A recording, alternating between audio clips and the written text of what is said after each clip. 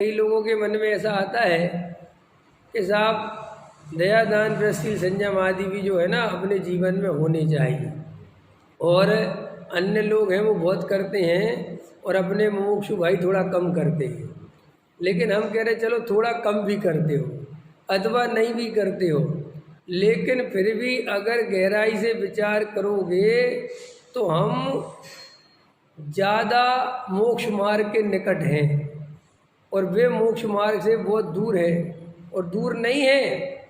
वे उस व्यवहार के काम को सत्यार्थ मानते हैं, उसमें धर्म की कल्पना करते हैं। सो ये और नए नए मिथ्यात्व के सेवन से अनंत भाव बढ़ते हैं।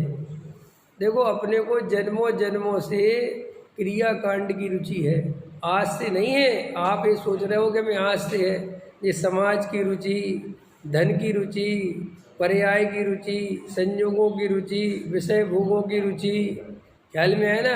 और धर्म के नाम पर दया दान पूजा व्रतशील संयम की रुचि आज से नहीं, अनादि काल से। और जब भी कोई जीव ये धर्म के मार्ग में थोड़ा बहुत लगता है तो वो इन्हीं की ओर बढ़ता है, बस ख्याल में है ना। हम सब भी देखो अपने जीवन में, एक दिन मैंने प्रश्न पूछा था कि हम अपने को अधार्मिक मानते हैं कि धार्मिक, कि साहब अधार्मिक किस आधार पे? इस आधार पे मानते हैं कि हम त्यागी वृत्ति नहीं है, हम ब्रह्मचारी नहीं है, हम खाने पीने में सोत का नहीं खबर। ये आधार नहीं है कि हमारी पर्याय दृष्टि है। अब ये आधार नहीं होने के कारण और रात और दिन उसी क्रिया में चेंज करने में लगे रहते हैं। तो देखो साफ साफ लिखा है कि व्यवहार न का जो व्यवहार ही को जानता है, माने परमार्थ नहीं पहचानता, उसे उपदेश ही देना योग्य नहीं है। क्यों? कि एक तो वो व्यवहार को ही जानता है और तुम व्यवहार ही व्यवहार और समझाया जा रहा है तो उसका पुष्ट होता है वो। यही तो होता है जगत में। कोई क्रियाकांडी हैं लोग और वो दया दान पूजा भक्ति में व्रतशील संयम की कल्पना करते हैं, और ऐसे ही पंडित महाराज मिल जाते हैं, ऐसे ही साधु मिल जाते हैं, वो कहते हैं ये करो, ये बहुत बढ़िया है, ये धर्म है, ये धर्म का आधार है, इसके बिना धर्म नहीं होता।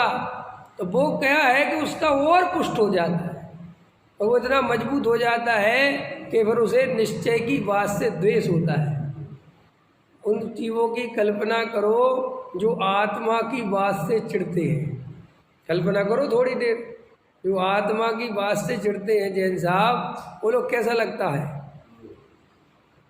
और वे आत्मा की बात से चिढ़ते हैं और हम समझ लो आत्मा की बात से तो नहीं चिढ़ते।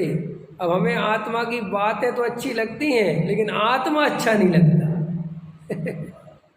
अभी अपन एक कदम चले कि हमें आत्मा की बातें अच्छी लगने लगी, लेकिन इतना अच्छा नहीं लगा है कि हम उसे आँख बंद करके देखने बैठ जाएं।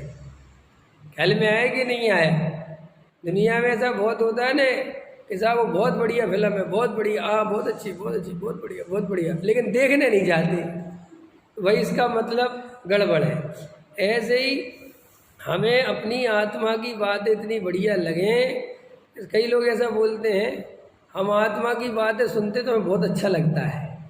ख्याल में है कि नहीं है? बहुत बढ़िया लगता है। कल ही एक फ़ोन आया किसी मित्र का, बोले साहब हम आपको बताएं, हम आपका वचन सुनते हैं और बहुत बढ़िया अच्छा सब समझ में आ रहा है, लेकिन हम बहुत परेशान हैं, हमारी समस्या का सॉल्यूशन करूँगा। क्या समस्या? बोले हमारी धर्म पत्नी अत्यधिक धार्मिक है। तो मैंने कहा भाई धार्मिक होना तो अच्छी बात है। बोले वो साहब जिन अर्थों में धार्मिक है वहाँ धर्म का कोई लेना देने के क्या है कि बीमार बनी रहती हैं, तकलीफ होती रहती शरीर में, फिर भी खींचती रहती है क्रिया को, रात और दिन बीमार, रात और दिन 2 आदमी उठा के चले ख्याल में, लेकिन वो क्रिया करनी है। और वो क्रिया का इतना रस, इतना रस, इतना रस कि जरा सा कुछ बोलो कि भाई तो कहते हैं तुम पाप के भागीदार बनोगे, तुम समझ में आए, तुम पाप कर रहे हो, अरे हमारी अनुमोदना करनी चाहिए और तुम तो इसका विरोध कर रहे हो। बोले हम तो बहुत समझते हैं। तो बोले आपको समझाओ। मैंने कहा मेरे से तो बिल्कुल नहीं समझेंगे। ख्याल में है कि नहीं?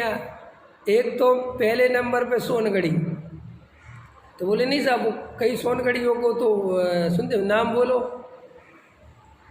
तो सारे नाम बोले त्यागी वृत्ति ब्रह्मचारियों के। हमने कहा उनको तो सुन लेंगी, नहीं समझ में आया, उनको तो सुन लेंगी, लेकिन जब हमारी बारी आएगी और तुम कहोगे पंडित, समझ में आया ना घर, अरे इनकी क्या सुनना, क्योंकि वो क्रिया कांड वाले को ऐसा अहंकार चढ़ जाता है कि फिर वो ऐसा लगता है कि मैं पंचम गुण स्थानवर्ती, सीधी सी बात है। और ये पंडित मिथ्या दृष्टि, चौथा गुण स्थान वाले नहीं। आपको एक नई बात बताता हूँ, थोड़ी मजेदार बात। जो क्रिया कांडी होते हैं उनके यहाँ चौथा ही गुण स्थान नहीं होता। जो क्रिया कांडी लोग होते हैं उनके यहाँ चौथा गुण स्थान ही नहीं होता, समझ में, चौथे वौथे की चिंता ही नहीं है उनको। वो सीधे 3 बातें जानते हैं, या तो मिथ्या दृष्टि, या 5वां गुण स्थानवर्ती, या मुनिराज, या आर्य का, बस।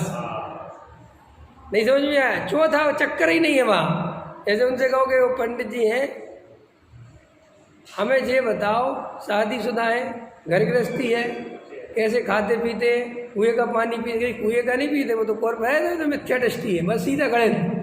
वहाँ चौथा गुण स्थान की कोई वैल्यू नहीं है। वहाँ तो सीधी सी बात है, अगर तुम क्रियाकांड नहीं करते तो मिथ्या दृष्टि हो, और अगर क्रियाकांड करते हो तो सीधे पंचगुण स्थान करते हो। वो क्रियाकांड थोड़ा बहुत नहीं, उस लेवल का होना चाहिए मतलब। तो हमने कहा भैया हमारी बात बिल्कुल नहीं सुनेंगे, आपको लग रहा है, बोले नहीं साहब आप एक में ठीक है, आपको लगता है तो देखेंगे, हम बताएंगे, कभी बात करेंगे। तो भैया ये व्यवहार की जो स्थिति है ये उसी को पुष्ट करते हैं, मिथ्या दृष्टि जीव। तो उससे बचना, हमारे जीवन में क्रियाकांड जरूरी नहीं है, हमारे जीवन में आत्मा की सच्ची दृष्टि जरूरी है।